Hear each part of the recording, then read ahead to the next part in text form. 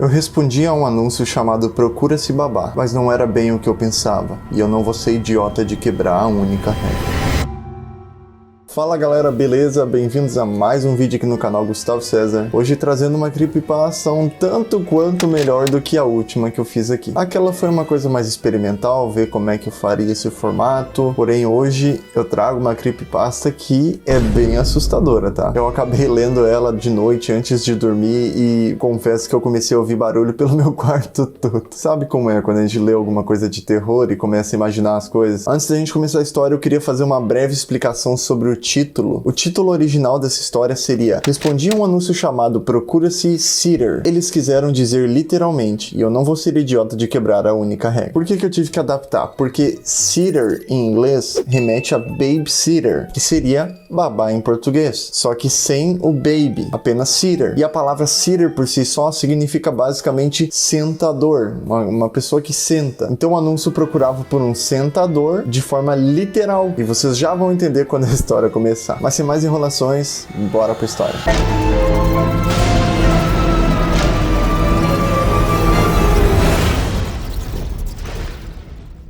Bom, a história começa nos contextualizando. O personagem principal já fez ali alguns trabalhos de babá, porque ele considera uma forma rápida e fácil de ganhar um dinheiro extra. Então ele estava ali nos fóruns procurando alguma vaga possível e se interessou por essa vaga em específico pela alta remuneração. O que por si só já seria um ponto para eu desconfiar, porque se a média dessas vagas paga muito abaixo do que está sendo oferecido, eu já saberia que o trabalho não é fácil. No anúncio diz que procura um sitter, o que o nosso personagem interpretou como babysitter, uma babá, que era justamente o que ele fazia, e dizia que seria sextas-feiras da meia-noite até as 4 da manhã. E bom, isso interessou muito o nosso personagem, porque ele disse que alguns trabalhos anteriores que ele já fez, ele tinha muito problema com os pais por passar um horário para ele, mas não cumprir com o combinado, se atrasar e depois ainda não querer pagar um extra por o tempo a mais que ele teve que ficar. E ele também menciona que no anúncio não falava nada de crianças. Liguei para o número citado e, ao ser questionado sobre as crianças, a voz do outro lado silenciou. Não tem criança, senhor. Eu só quero que você sente nesse baú por um tempo. Como assim? Quer dizer, sente-se sobre ele por 4 horas, para que a coisa lá dentro não saia. Você acredita em demônios? Não mesmo. Menor ainda, fui amaldiçoada há um tempo e continuo recebendo baús ou caixas pelo correio desde então. Se eu abri-los, não há nada lá dentro, mas se eles não estiverem bloqueados, algo estranho sai deles à noite. Foi assim que meu último namorado sumiu. Eu não acreditava naquilo e acordei um dia para encontrar o baú aberto e vazio.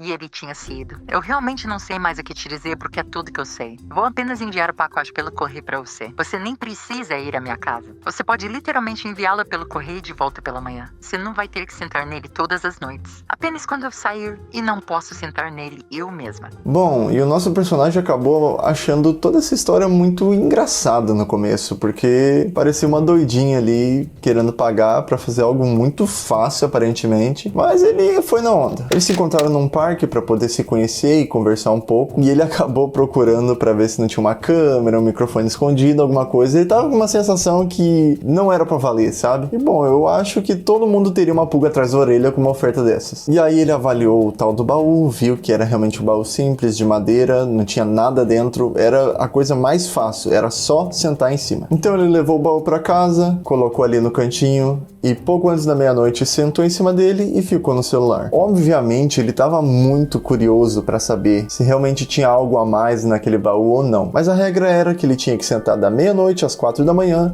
por $200. Fim da discussão. A dona do baú também avisou ele que o baú poderia tentar enganar ele para forçar ele a se levantar, como o telefone dele tocar, a campainha tocar, algo do tipo. E a única coisa que ele teria que fazer é ignorar e continuar sentado. Obviamente, o nosso protagonista, dizendo que não acreditava em nada disso, considerou aquele os $200 mais fáceis da vida dele. Sentei-me na tampa de madeira e fiquei assistindo Reels em meu telefone. O baú estava estranhamente quente e, em algum momento, por volta da 1 da manhã, pude sentir um murmúrio por dentro. Vibrava levemente. Foi um pouco emocionante, não vou mentir. Por volta das 2, ouvi uma batida no interior do baú. Desliguei meu telefone. Será que eu o tinha imaginado? Não veio de novo, mas ainda assim me deixou inquieto. Eu estava começando a cochilar, então joguei um jogo aleatório no meu telefone para permanecer acordado. Por volta das 3h44 da manhã, recebi um texto da mulher que postou o anúncio me perguntando se algo estranho aconteceu. Não, estava tudo bem. Ok, bem, Você pode levantar agora. Eu queria esperar até as 4 da manhã atingirem, só pra ter certeza. Me dei bem, pois no dia seguinte a dona do baú alegou não ter enviado texto algum. Por garantia, eu verifiquei, e o texto que eu supostamente tinha recebido naquela noite tinha ido embora. Será que eu tinha alucinado? Uau, tinha tentado me enganar pra levantar mais cedo. Inteligente. E bom, o serviço era muito simples, então eles se deram muito bem no começo. Passaram-se 5 meses desde essa primeira ocasião, e o nosso personagem prestou esse serviço mais 15 vezes pra essa mulher. Ela comentou que frequentemente recebia caixas pelo correio, e assim ela sabia que podia descartar a anterior que ela estava cuidando. Se ela tentasse descartar a caixa atual antes de receber uma nova, ela acabava sempre sendo enviada de volta para ela. Então ela não tinha muita escolha de se livrar. Então nosso personagem já teve que sentar em caixas de sapato,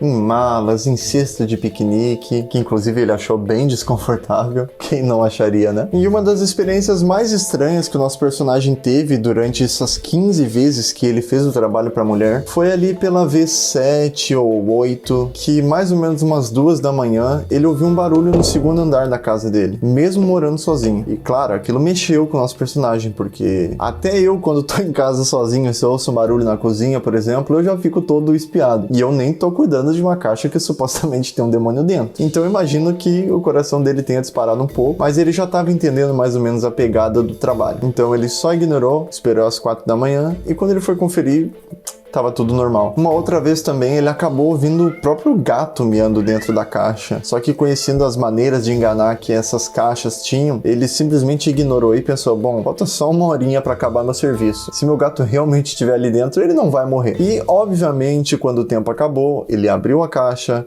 olhou dentro e não tinha nada. Nessa altura ele já estava começando a perceber que realmente tinha algo sinistro acontecendo ali, mas ele não era burro de ignorar a única regra. Ela me enviou um novo pacote para mim, então eu recebi a entrega. Dentro do pacote havia uma minúscula caixa de xadrez, com pinturas esquisitas na lateral, daquelas que se abrem como um tabuleiro. Dentro, encontrei algumas peças de xadrez. Os reis e rainhas tinham rostos sinistros, pintados, e seus olhos me assustaram tanto que os empurrei de volta para dentro e fechei a tampa. Está ficando criativo, lembro de ter pensado. Seu tamanho me permitia sentar nele enquanto estava na cama, então o esforço era praticamente inexistente. Levei-o para cima e comecei a trabalhar. Por volta das 2 da manhã, minha campainha tocou. Nada fora do normal. Tocou. Então eu ouvi um estalo desesperado na porta. Então o silêncio. Depois, passos no andar de baixo. Eu sabia que estava tentando me enganar, mas ainda era estranho. Tec, subindo as escadas. Fiquei feliz por ter fechado a porta do meu quarto. De alguma forma me fazia sentir mais seguro, mesmo que eu soubesse que a verdadeira ameaça estava dentro da caixa de xadrez em que eu estava sentado. Os passos pararam no corredor. No silêncio, eu conseguia distinguir a respiração. Respiração áspera. Não sei porquê, mas parecia alguém tentando conter a empolgação. Jesus. Acalme-se. A ameaça não é real. Não vai me machucar. Desde que eu fique sentado. O barulho dos dedos batendo contra a porta do meu quarto. O sangue martelava em meus ouvidos. Meu peito oco. Cada respiração parecia empurrar uma pedra morro acima. 4 da manhã. Venha mais rápido. Pelo amor de Deus. Minha maçaneta girou. Mas a porta não abriu. Essa foi uma das piores alucinações que eu já tive. Os passos se moviam lá embaixo, de um jeito que me lembrava uma valsa esquisita e demente. 1, 2, 3. 1, 2, 3. Aparentemente, o nosso personagem começou a ficar muito espiado, porque essa foi talvez a vez mais sinistra que ele já tinha passado em relação a cuidar daquela caixa. E é estranho, porque foi uma das vezes mais fáceis também pra ele. Tipo, era uma caixa tão pequena que ele podia ficar deitado na cama por cima da caixa. Tava começando a ficar tão fácil que era de se desconfiar. E aquele nível de alucinação não era normal. Ele já tinha ouvido alguns barulhos, alguns truques básicos, mas nada tão complexo como alguém dançando no andar de baixo, a maçaneta dele virando. Já tava começando a ficar sinistro demais. Bom, se fosse eu tendo que cuidar dessa caixa, eu obviamente tinha desistido na primeira alucinação, porque eu morro de medo desse tipo de coisa. Eu tento não acreditar muito, mas bem difícil lutar quando a gente vê qualquer tipo de sinalzinho, barulhinho. E é muito fácil não ter medo quando tu tá de dia, mas agora se tu tivesse que ficar da meia-noite até as 4 da manhã sentado em cima daquele negócio sozinho e tendo alucinações, não. $200 não pagaria pela minha sanidade. Inclusive, comenta aqui embaixo, vocês topariam esse trabalho? Ficar sentado 4 horas de madrugada em cima de uma caixa que supostamente carrega um demônio? Comenta aqui embaixo pra saber. Que merda! Comecei a respirar ofegante. Liguei pra mulher. Ei, essa vai ser minha última noite, porque tá ficando um pouco real demais. Como assim? Alguém está dançando lá embaixo, cara. Estava bem na porta do meu quarto. Eu sei que tudo isso é uma alucinação, mas fode um pouco demais com a minha cabeça. Eu vou terminar essa noite, então eu creio que você vai ter que encontrar outra pessoa. Eu sinto muito por ouvir isso. Ok, então. Bem, você tem mais uma hora pra ir. Sim. Você tá se divertindo na festa? Sim, mas você ainda pode me ligar se estiver surtando. Só não se levante, por favor. Não importa o quê. Quero dizer, não é uma posição desconfortável, já que eu tô literalmente deitado na cama agora. Você está deitado na cama? É. Mas como você colocou na sua cama? Quero dizer, é uma caixa de xadrez, é bem pequeno. Como assim uma caixa de xadrez? Foi isso que você me mandou, porra. Não, eu te mandei uma caixa de papelão. Bem, esse era o pacote. Não é possível simplesmente enviar uma caixa de xadrez. O serviço postal embala tudo. Não, era uma caixa de papelão sem nada dentro. Era pequeno, mas definitivamente não. Não uma caixa de xadrez. Não sei o que encontrou lá dentro. Mas mandei vazio. Quando foi que eu te mandei uma vez a caixa dentro de um pacote maior? Por favor, pelo amor de Deus, diga-me que não caiu nessa. O sangue correu pelas minhas bochechas. A valsa lá embaixo continuava. Debochada. Alta e intensa. Você não pode enviar uma caixa de xadrez pelo correio sozinho, respondi subitamente inquieto. Não era pra você receber uma caixa de xadrez. Mas que porra! Por favor, diga que não deixou a caixa de papel a sair de lá. Era a embalagem. Não. Ela estava quase histérica. A dança lá embaixo parou. Lembrei da caixa de papelão que veio pelo correio. Era mais ou menos do tamanho da caixa de xadrez dentro. Cada coisa em que eu tinha sentado antes estava vazia. De repente, não tinha certeza do que estava sentado nas últimas 3 horas. E se eu estivesse alucinando que a caixa de verdade continha outra dentro? Isso nunca tinha acontecido antes. Eu estava verdadeiramente sentado sobre o nada agora. Um assobio longo e provocador quebrou o silêncio. De repente me deu vontade de trancar a porta do meu quarto. E se eu tivesse deixado a caixa real desacompanhada no andar de baixo? Merda. Ou é um truque? Eu alucinei a ligação? Está tentando me fazer levantar? O tempo está quase acabando, mas agora eu posso ouvir alguém subindo as escadas. O que eu faço agora?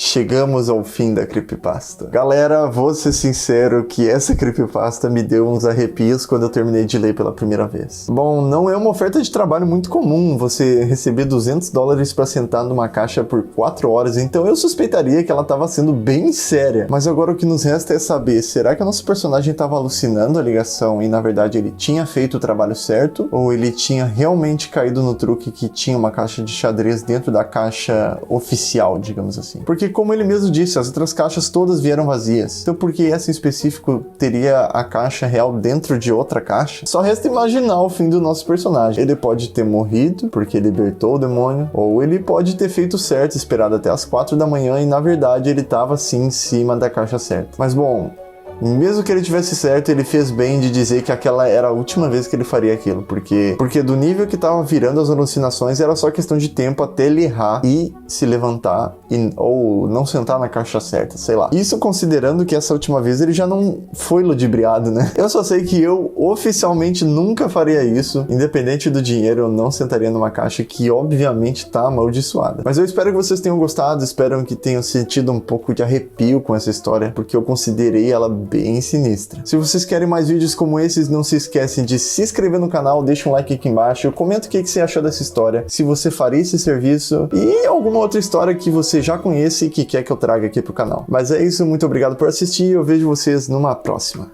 Tchau!